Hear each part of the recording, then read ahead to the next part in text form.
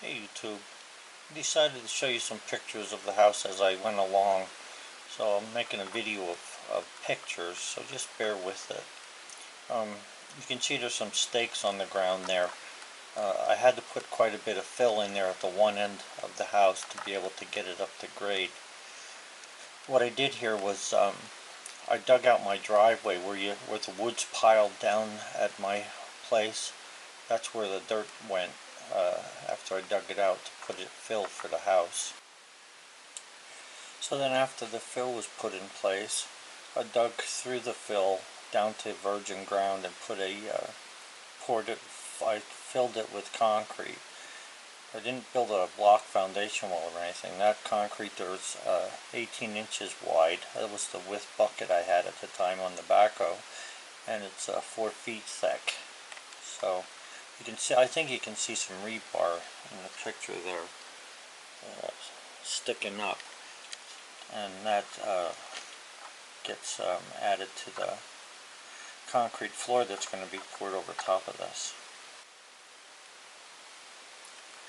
Now in this picture you're looking at the concrete slab forms, and also you can see the white inside there. That's the plumbing for the first floor, and that form boards there that you see is the size of the actual house. And I'm going to be pouring concrete directly over that ground and everything. This ground was compacted to about 98% of its original compaction after I had done the soils test on it.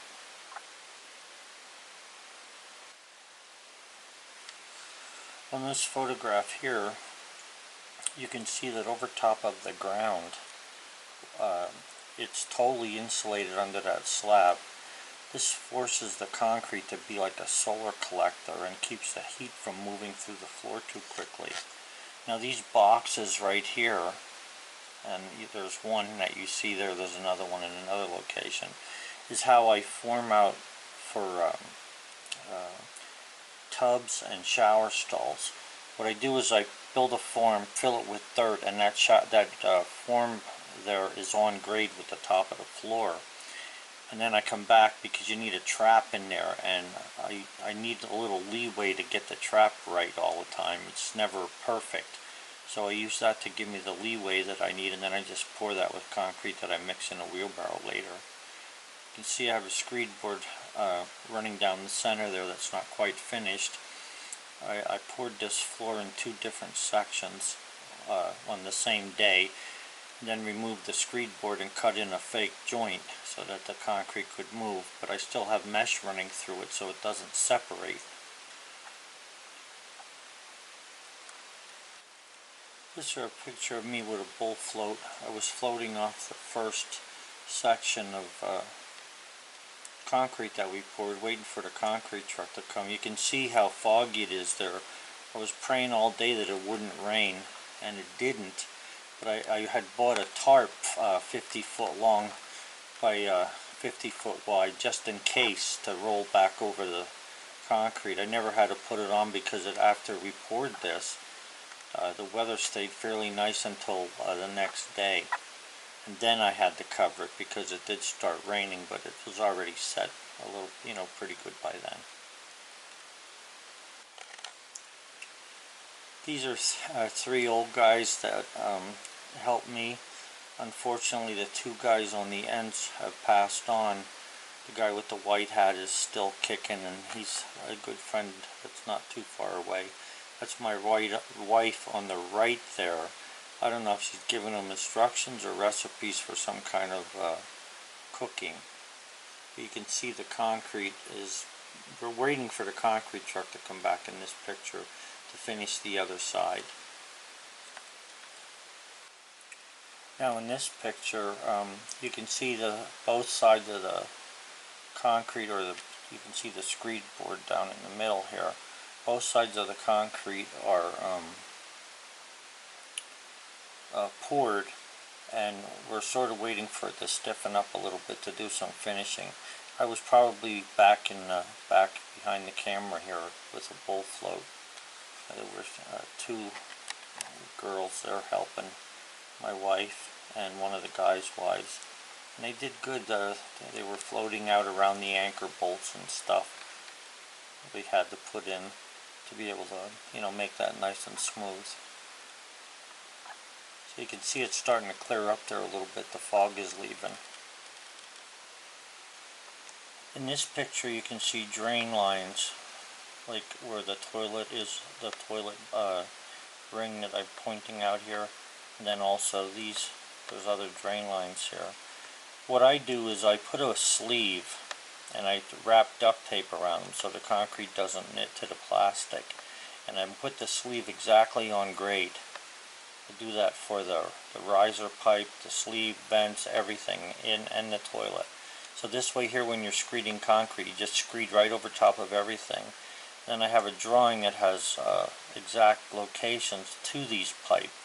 But what happens is after the floor of concrete dries, about probably the third day, you'll see those white rings because the concrete's very thin there. It dries first, and you can actually get on the concrete around the third day and just bump with a hammer, and that's what I do lightly, and break all the concrete where all the joints are and all the vents and pipes and whatever, and that's how I find them to be able to lay out walls then later accurately. And what you're looking at is the start of the framing. That's a treated framing member there, but on the outside of it there's 2-inch foam underneath this aluminum that goes against the concrete to stop heat loss through the sides of the concrete floor. So these plates will be bolted down. You can see the anchor bolt sticking up through there, and then this will be the start of the walls, and we'll nail walls on top of that.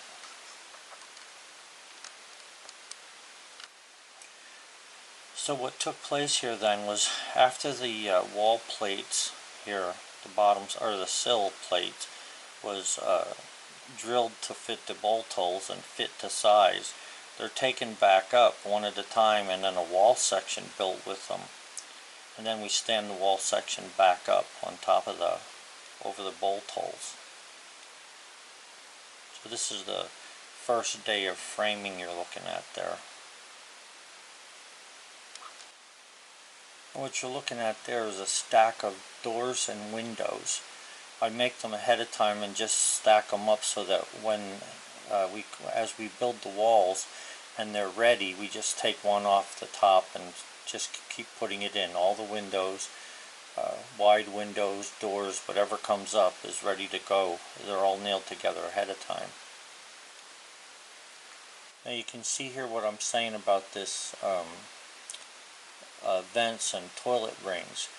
This I think was a vent, and I just bump them out with a hammer, and then I know where they are.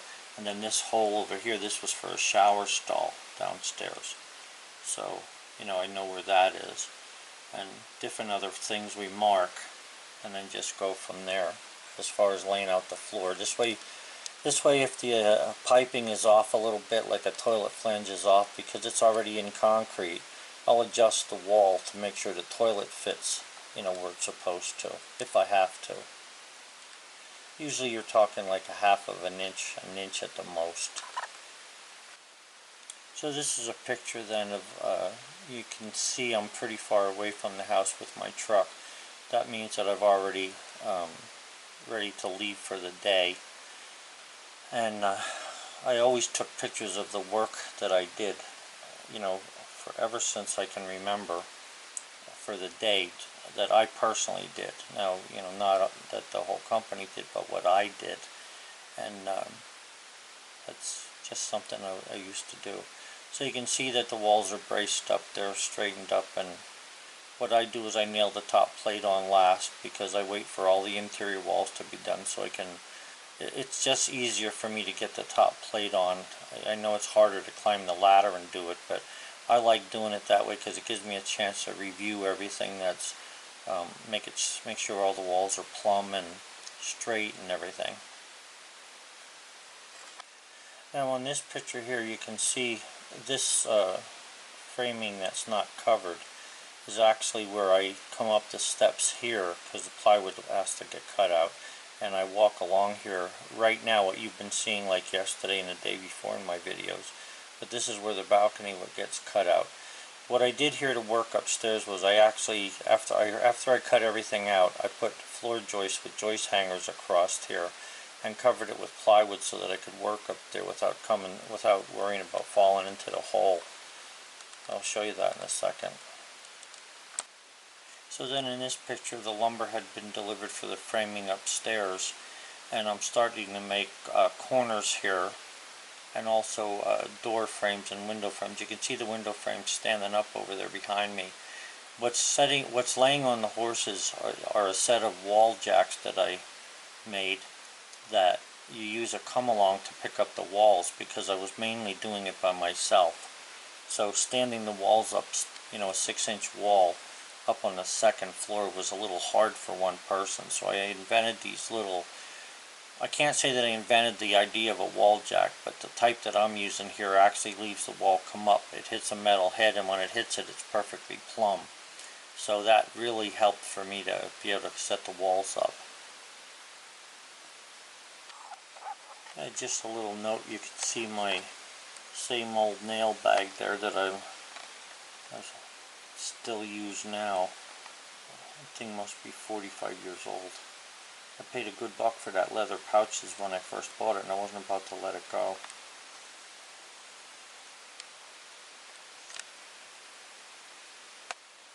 So in this picture then, we started in the I guess you may as well say the southmost most wall, and what you're looking at is the east and north wall there on the second floor that was being stood up. Nailed the plywood on while the framing members were on the floor, rather than trying to do it after the fact. Worked out pretty good for me. So this is a picture of the come along that's on the wall. When this, you can see where I have it nailed to the top of the wall here. When this would go to the limit that it could go to, the wall was so close to plumb, you could push it with your finger and just nail it down, and these worked really nice for me. So that's that wall jack I'm talking about. This is how they were fastened on the bottom, with a plate that I made that I just drive nails through. Now this plywood's nailed down, but there's just 2x6s or 2x8s there underneath it, running along some joists just to hold the plywood down over top of that balcony area, so we could walk up there and do all this work. This is the head of the wall jack, where I have this piece of metal right here where I'm pointing. That would hang on to the outside of the wall, and when the wall got to that point, that wall was already straight. This cable coming down here went down to the wall, and it pulled the wall up. When the wall reached this, it was already standing straight up.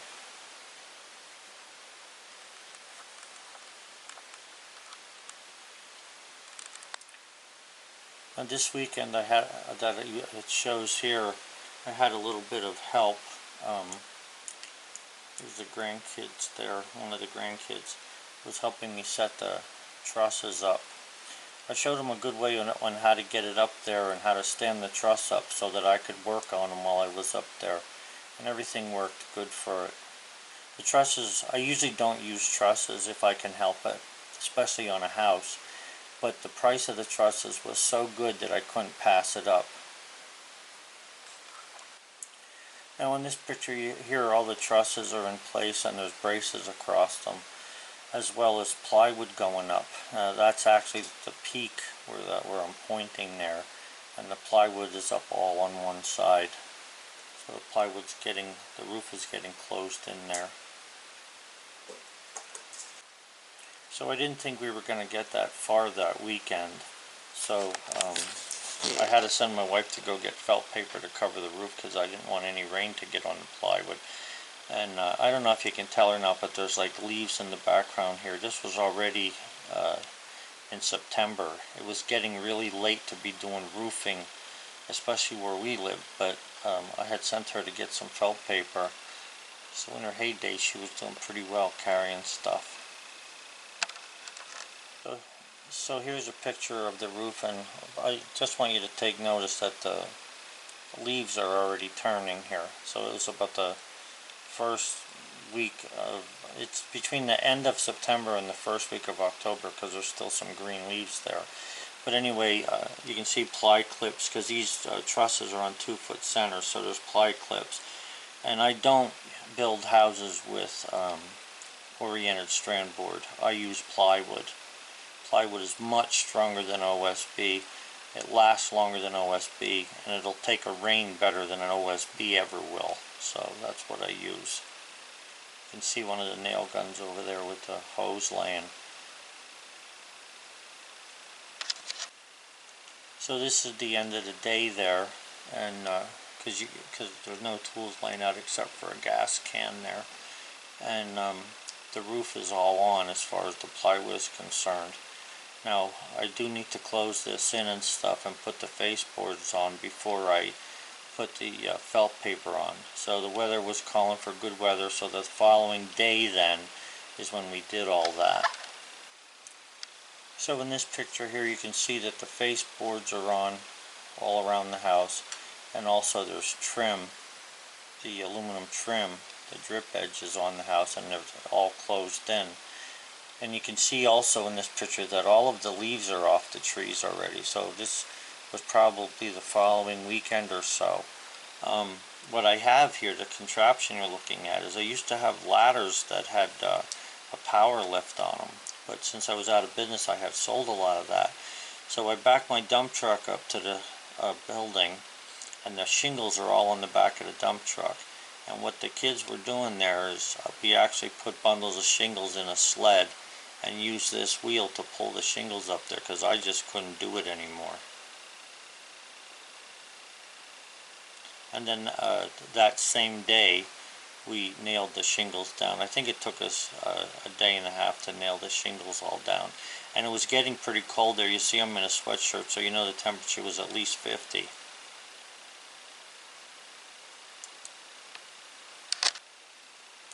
So this is a picture of the roof shingles on the roof on one side. They weren't done on the opposite side yet, and while that was happening I had also put the vents up through there. Previous to putting the roofing down, I put the vents up there so that we could flash them right away while we were going.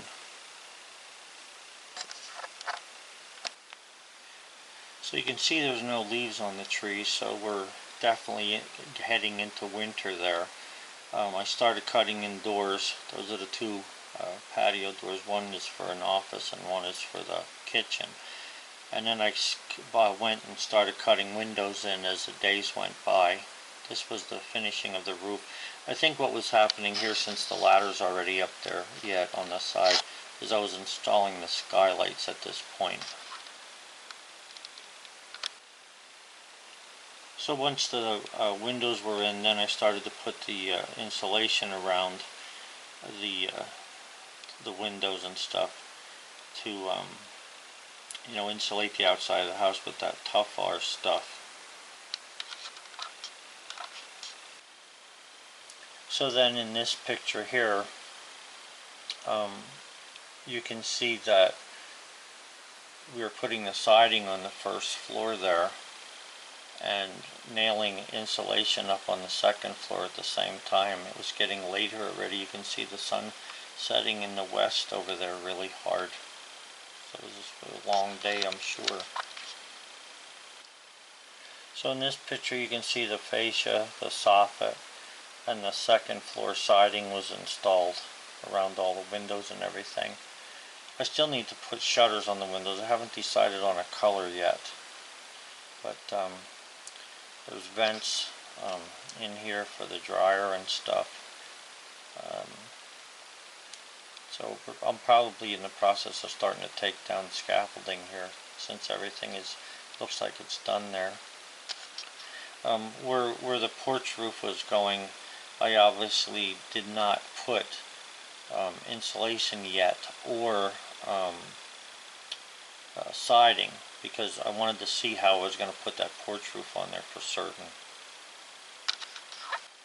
You know, sometimes you forget to take pictures, and this is the only thing I have of the deck or the porch, the posts, and the roof that goes around that. So this is the only thing I have a picture of the day that we put the deck and stuff down, or a couple of days I should say. That's another view of the porch there. This is just a picture I took of the upstairs plumbing. I don't know if that's a vent or going to a toilet, but probably a vent. But either way, I took pictures of everything before I tested it. Now you can see there's drain lines and stuff running through here, and there's also some electric boxes that are already being installed, because once I do the plumbing, I go right to the electrical work.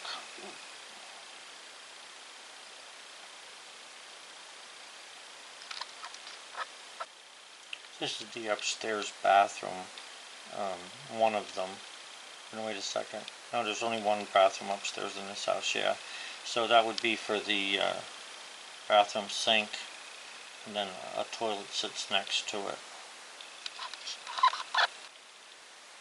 This is a picture of the skylight had been framed in, and I was about to frame out the shafts that come down to the ceiling level here. But you can see, you can't see through the peak of the roof, so this is the ridge vent that's up there. I don't have any pictures of the PEX pipe. This is the first house I ever built that I used PEX pipe in. The price of it was so good that I couldn't justify using copper. I had used copper in every house I ever built up until this one. Now, in this picture, the house is being loaded with drywall, but you can see the insulation is not in, or yes, it is in. Okay, the insulation is in already in the house, that white backing you're looking at. And this is the drywall I was loading the house, and right where this drywall stands, I had got a forklift, an inside forklift, not a motorized, a hand forklift, that I brought in here, and then just lifted the sheets up and grabbed them off the second floor to work with. Also on this picture you can see there's one light hanging there, but there's like a drop cord. I took a 100-foot drop cord, and every 5 feet or 10 feet I put a light bulb in it, so that I could have lighting there when I was working at nighttime by myself up there. You can see there's also some of the electric wires already in here. On this side there's a piece of wire there for a switch or something. You can see wire going across the joist, or I mean the studs. At this point, this spiral steps, I was talked into buying this thing, and I wish I never would have, but this is only for a 24-inch wide pad, but I figured out how to make this 30 inches wide, which gives me a 5-foot opening for the staircase, and you'll see that happen as I finish the trim work, because that's part of how I'm going to finish the trim on this thing. Okay, so then you can see in this video, the drywall is on the ceiling of the second floor. Now, if you see it here, you know it's everywhere, because I don't start the walls until after the ceiling is completely up. So if you look in this one bedroom here, you can see that the drywall is up in there. So some of the things that took place, you know, between the last photograph when you saw it and this one here, is naturally moving everything upstairs, closing up this balcony here so that we could walk without breaking our necks, and then installing the piping for the coal stove. Also the tub, you can see this is a tub surround tub surround got installed, and heater for the bathroom, little electric heater for the bathroom, and then, like I say, all the wiring and stuff is in there already.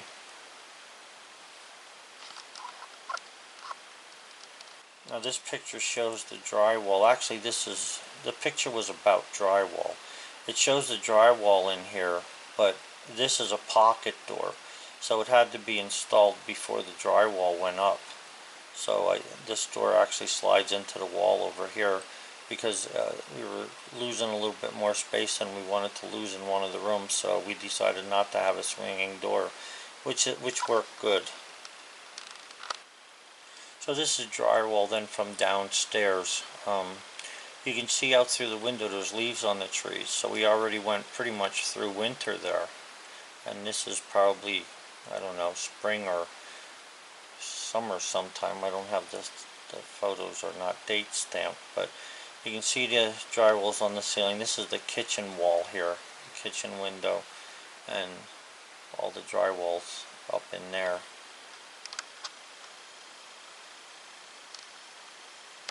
So this is just another picture of the downstairs looking into the master bedroom.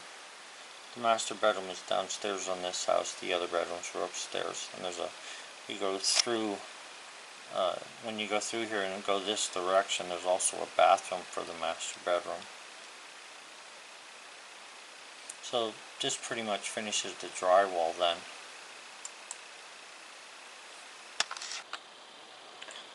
So this is a video of me. I was talking in there, but I shut the voice off doing the spackling. Now I use a hawk to spackle with because I was taught by a plasterer how to put plaster on a wall. So we didn't use a container, we used a hawk and a flat trowel. So that's how I do it.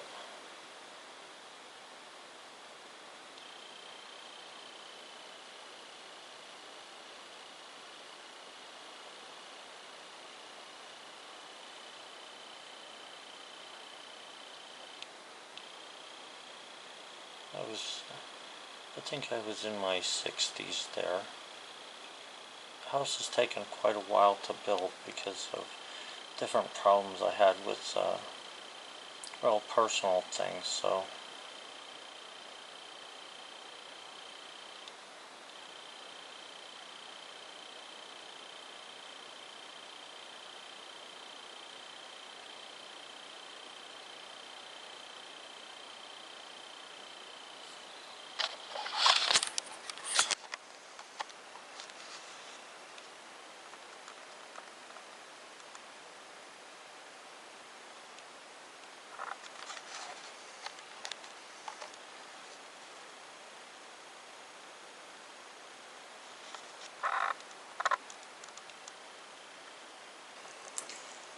So this is a picture after the spackling was smoothed off and sanded and whatever. There's primer all over the drywall there, and you can see, and the ceiling in this picture has been painted and the walls. That's at half a wall next to where I have my miter saw set right now to do the trim. You can see that. You can see the difference in the colors there. I think my wife said that bedroom is lavender in on this side here. This is like a very, I don't know, bluish type of gray or something in my mind. So that's the interior painting there. You can see that the skylight, or I mean the balcony, is still closed here with plywood. But once I started working downstairs, I needed that open because I needed the light from the skylights and stuff to shine through the rest of the house. And in the meantime, there were still other things going on. This is a cabinet that I built for my daughter to put the kids' shoes in, sit on the bench, and hang coats up. You can see it's in my shop there. My drill press and other stuff is in the background there. This is more of the painting.